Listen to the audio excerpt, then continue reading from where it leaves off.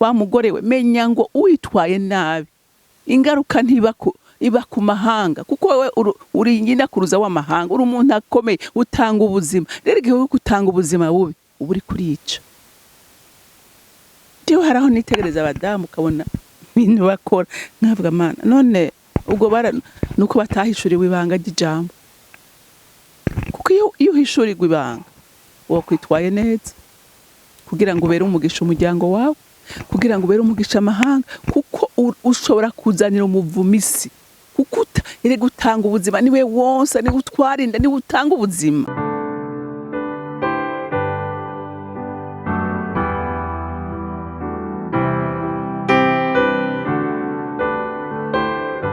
Bakunzi bahore CANAAN TV, ndanezerewe kandi gusubira guhura namwe ngo tuganire ijambo ry'Imana.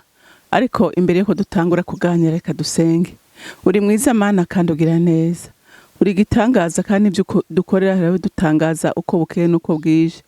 Mbega umwana w'umuntu nigikiyo kwishoboza adashobojwe nawe Mana.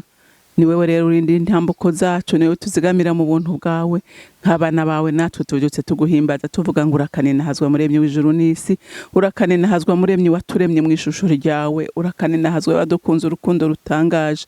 N'uyu mwanya rero Umwami Imana asuye kugushimira nkubwira ngo wakoze kuduha akanya keza nkaka, kugira ngo dukomeze kuganira n'abamama, kugira ngo bamenye icyo bahamagariwe ko ari abadasanzwe. Mwami Imana ndasenze ngo mpemu yera ashoboze kugira ngo mbashe gutanga message uko wayiteguye, kugira ngo ifashe abazoyumva bose bahinduke kandi baguhindukirire, bamenye ko ari abadasanzwe. Ushimwe kandi wubahwe wumvise ugusenga kwanje mu izina rya Kristo Yesu, amen amen. Turakomeza kuraba ingena abagore bifashe nabi bituma haba ibintu bibi. Reka dusome mu Itanguriro igice ca 16, turasoma kuva ku murongo wa mbere dushikane ku murongo wa 4. Mwumve ingene Sara nawe nyene yakwegeye ibyago bikomeye abana biwe, n'uyu munsi bigifise ingaruka ikomeye kubera inyifato yagize. Turasoma rero kuva ku murongo wa igice ca 16, duhere kuva ku murongo wa mbere dushikane ku murongo wa 4. Ivuka rya Ishimayeli.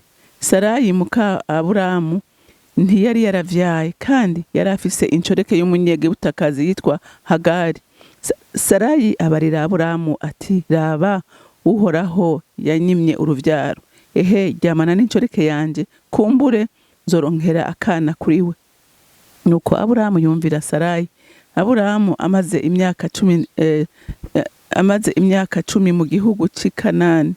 Sarayi umugore wiwe yakira Agari umunyegibutakazi incoreke yiwe. Nuko Aburamu ajyamana nawe, Hagari asaminda, maze abonye ko asamye inda bimutera gukengera inabuja.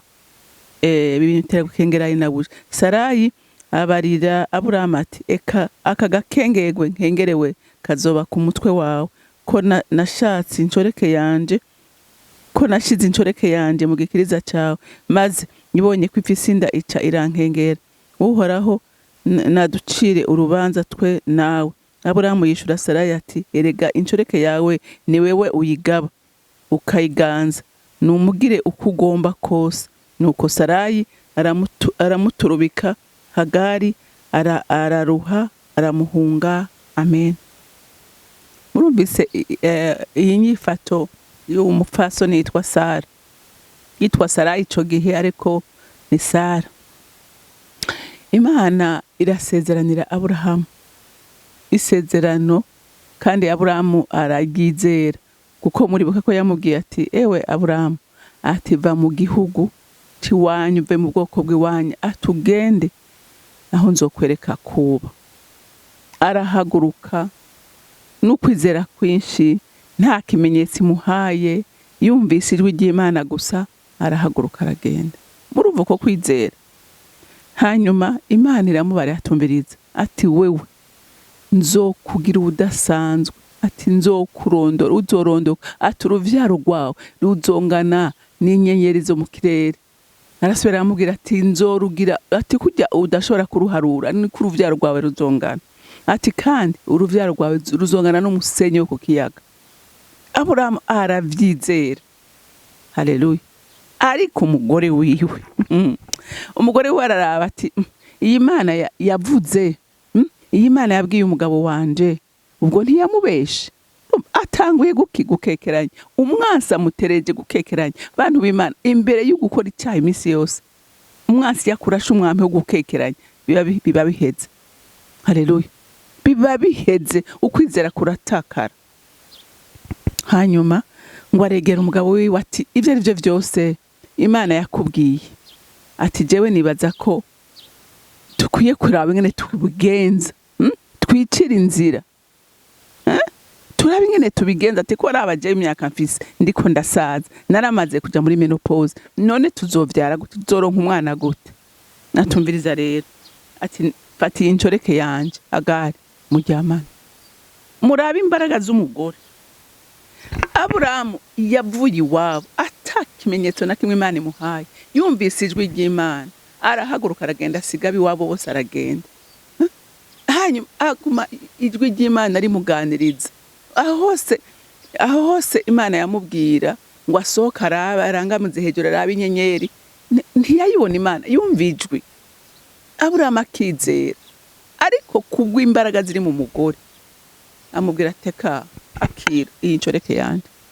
Nta hantu na hamwe muri Bibiliya bavuga ko Aburahamu yigeze abwira umugore ati no, reka ntukore icyaha, ibintu nabyo twokora, Imana yaravuze, ntisishobora. Nta na hamwe tubibona. Ngo yaramumuzaniye aramwakira. Ariko urumva izi mbaraga ziri mu bagore, ntiyaharira kuko avuga ati umugore wanje yavuze. Ngo bararyamana. Umugore ngo amaze gusama inda, nyinabuja yamuhamagara akamubwira ati eka sinshobora gukoropa, sinshobora guteka, jewe mfise inda. Ngo atangura kugira iki, kumukengera.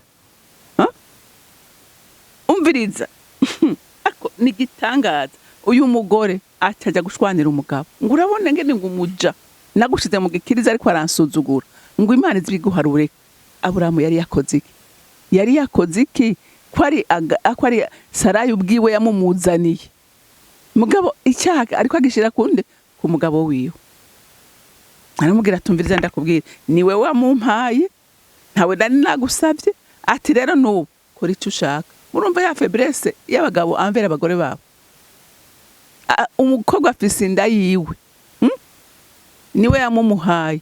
Mugabo ngo namukoresha icyo ushaka. Erega yaramwangaje.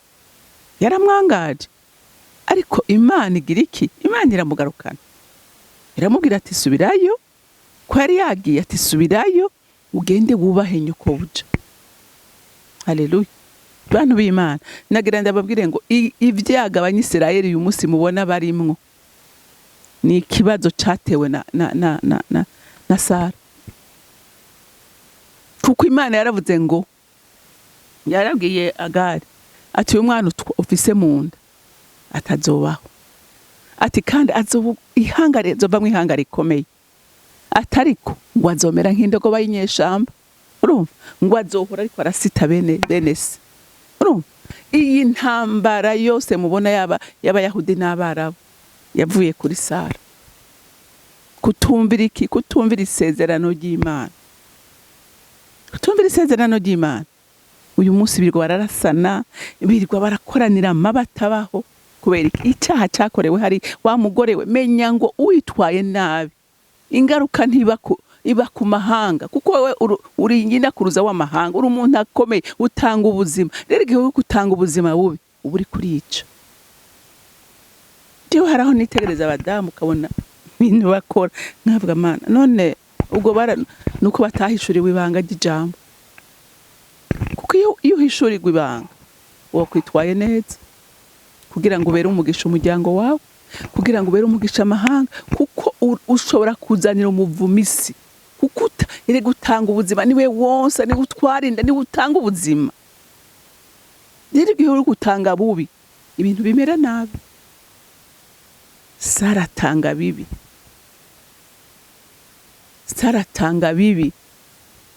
Uyu munsi barasitana, uyu munsi baragwana, uyu munsi bameraniye nabi.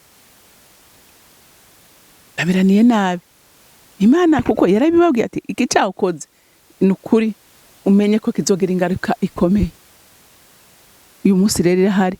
Aburahamu turabona neza ico Sara yavuga yagikora arareta. Murumva rero ko dukeneye gutanga ibintu bizima ku bagabo bacu. Dukwiye kubaha ibintu bizima, tukaba abahanuzi beza, tukihangana. Ntihaheze iminsi ega Sarayi yaciye asaminda. Ayisamye yakoze iki? Yirukanye wa mwana. Uriyumvira umwana aze kugira ingorane, wewe umuteje, ntushoboye no kwihangana ngo mugumane. Ntushoboye no kwihangana. Aburahamu amubwiye ati nkuriraho, sinkeneye kumubona. Undi ati nukuri, nta kundi ndabikora. Arabikora. Mwabadamu mwe ni kangahe udashobora kwemera n'umuntu aza mu rugo rwawe, kandi umugabo akavuga ati bikora uko uvyumva. Umugabo akakubwira ati bikora uko uvyumva, kugira ngo bikundira amahoro barundi. Bikundira amahoro ntibakunde bibakoroga. Rero tubibe vyiza kugira ngo natwe ibyiza tubibye bize bikurikirane n'uruvyaro rwacu. Igihe turiko tubiba bibi nukuri ingaruka yoyo ndabikubwiye ingaruka uzoyibona. Iri jambo ry'Imana Imana yaduhaye siryo kugira ngo dusome turengane twume ngo ni histoire yabaye. Oyaye ni ryo kudukebura, tumenye ko abitwaye nabi byagize ingaruka mbi. Tumenye natwe nitwagenda nk'aba ku ingaruka mbi zizotubako, ariko tuzobona abagore bakoze neza. N'uyu munsi bagishingirwe ntahe n'Imana. Haleluya. Rero umuntu w'Imana ndagutera intege cyane nkubwira ngo nukuri ubu umugisha ntubu umuvumo. Haleluya. Ntubu umuvumo. Sara yitwara nabi, bitera ibyago uruvyaro rwiwe. Uyu munsi umuhangayiko wose bafise ni inyifato ya Sara. Haleluya. Nkuko twabonye ko Eva umuhangayiko wose isirimwo, kuko niwe inakuruza w'amahanga yose.